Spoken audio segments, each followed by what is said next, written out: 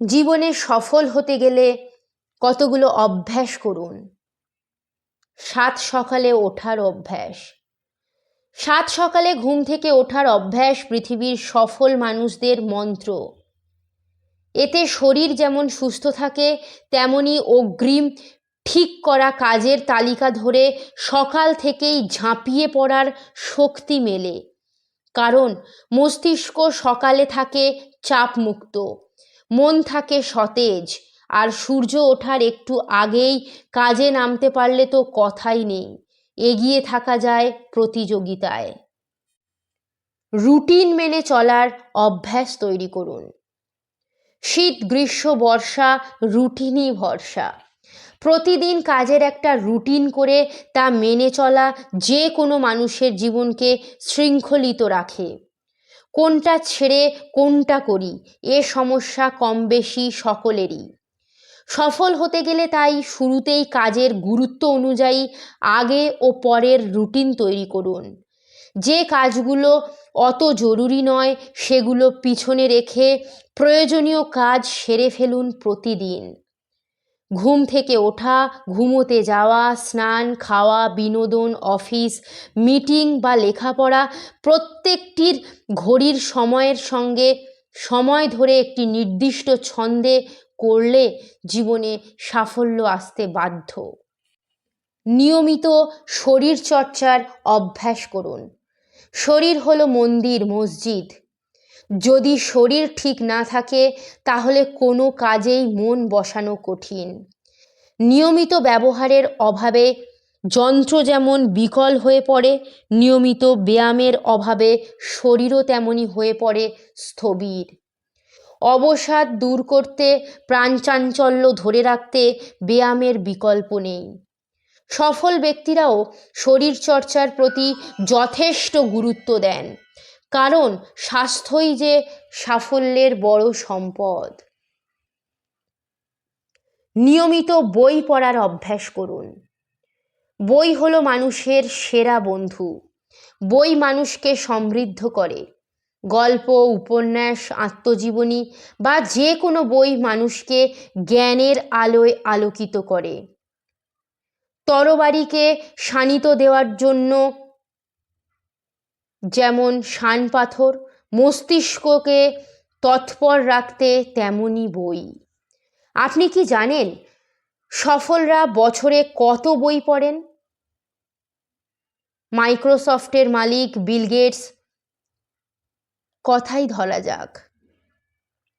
ব্যস্তময় তার কর্মজীবন, তবুও বছরে তিনি গড়ে 50টি বই পড়েন। ভাবুন, এই বয়সেও অজানাকে জানার তার কত আগ্রহ। পাতায় পাতায় কত বিচিত্র অভিজ্ঞতা। জগৎটাকে সহস্র মানুষের দৃষ্টিকোণ থেকে দেখার কত সুযোগ মেলে বই পড়লে। তাই কল্পনার রসদ সমৃদ্ধ করার জন্য পাঠ্য বইয়ের বাইরেও অনেক অনেক বই পড়ুন। লক্ষ্য ঠিক রেখে প্রস্তুতির অভ্যাস গড়ে তুলুন। প্রবাদ প্রতিম চিত্রশিল্পী পাবলো পিকাসোর কাছে একবার এক মহিলা আবদার করলেন তার একটি ছবি এঁকে দিতে। তিনি 30 সেকেন্ডে তার একটি মুখচ্ছবি এঁকে বললেন, এর দাম $10,000। মহিলা চমকে উঠে বললেন, বলেন কি, 30 সেকেন্ডের এত দাম?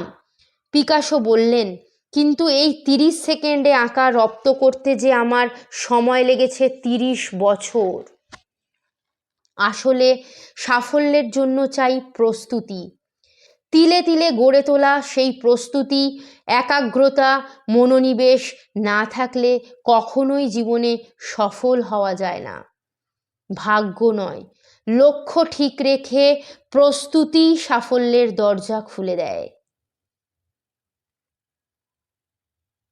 লেগে থাকার অভ্যাস তৈরি করুন।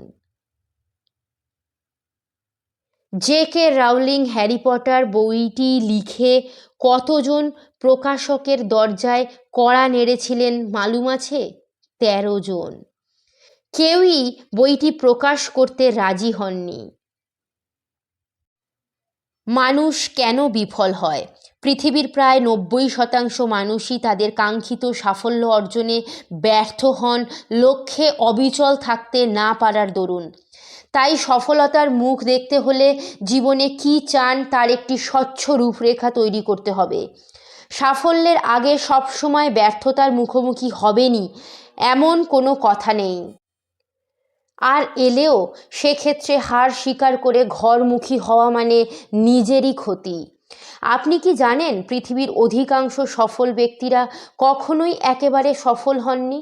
বহুবার তারা ব্যর্থতার সম্মুখীন হয়েছেন, কিন্তু সেই ব্যর্থতা তাদের স্বপ্ন পূরণের লক্ষ্যে কখনোই বাধা হতে পারেনি। কেন? তাহলে এখনই জেনে নেওয়া যাক মানুষের সাফল্যে বাধা তৈরি করতে এমন স্পষ্ট কিছু কারণ। কর্মবিমুখতা। আমরা জানি কঠিন কাজ প্রায় সব মানুষকেই নিরুৎসাহিত করে। পরিশ্রম করতে হবে শুনলেই বহু মানুষ সেই কাজটি থেকে নানা অছিলায় মুক্তি লাভের চেষ্টা করেন।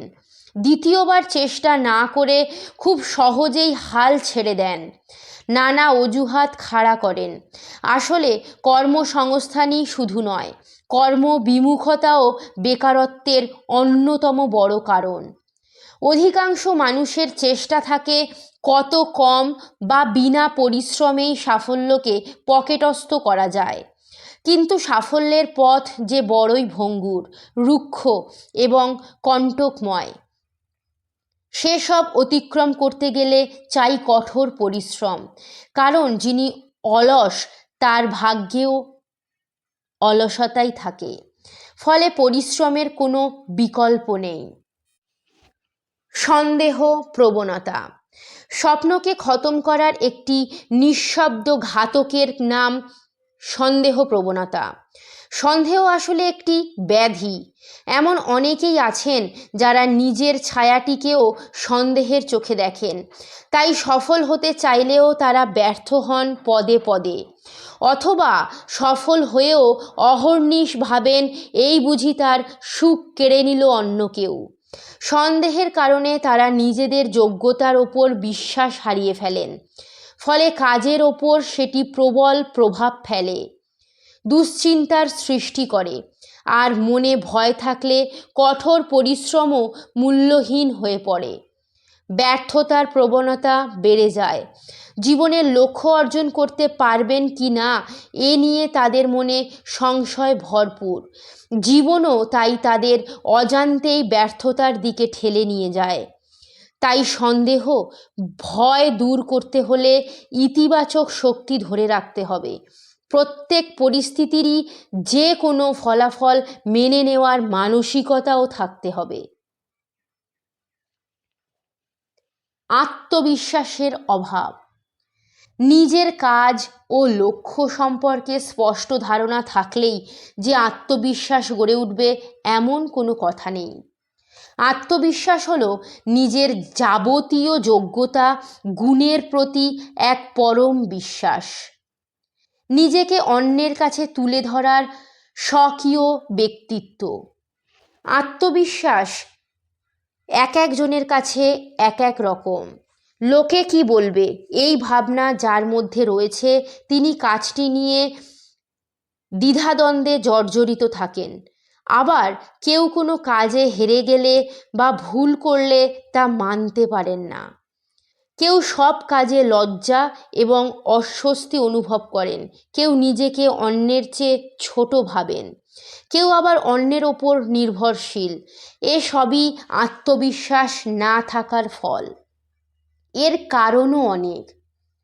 অতীতের কোনো তিক্ত অভিজ্ঞতা, অবাস্তব লক্ষ্যের পেছনে ছুটে ব্যর্থ হওয়া, পরিবারের সদস্যদের থেকে বিচ্ছিন্ন হওয়া, ক্ষতির চেয়েও বেশি ক্ষতি কল্পনা করে আত্মবিশ্বাস হারানো, অদ্ভুত অন্তর্মুখিতা ইত্যাদি বহু কারণেই আত্মবিশ্বাস হারায়।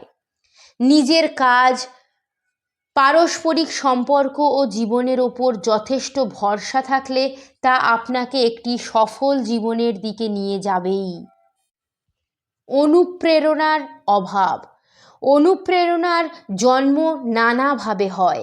মা বাবা, আত্মীয় স্বজন, শিক্ষক, মনের মানুষ থেকে রাজনৈতিক নেতা নেত্রী, এক কথায় চারপাশের মানুষদের জীবনযাত্রা দেখেই আমরা উৎসাহ পাই। আবার নিজের ভালো কাজের প্রশংসাও আমাদের পরবর্তী কাজের ক্ষেত্রে অনুপ্রেরণার যোগান দেয়। কিন্তু বাউন্ডুলে অথবা অলসতায় ভরা মানুষদের অভিধানে অনুপ্রেরণা বলে কোনো শব্দই নেই। তারা নিজের মর্জি মতো জীবনযাপনে অভ্যস্ত। অনেকেরই কাজ করার আগ্রহ ও যোগ্যতা থাকলেও অনুপ্রেরণার প্রভাব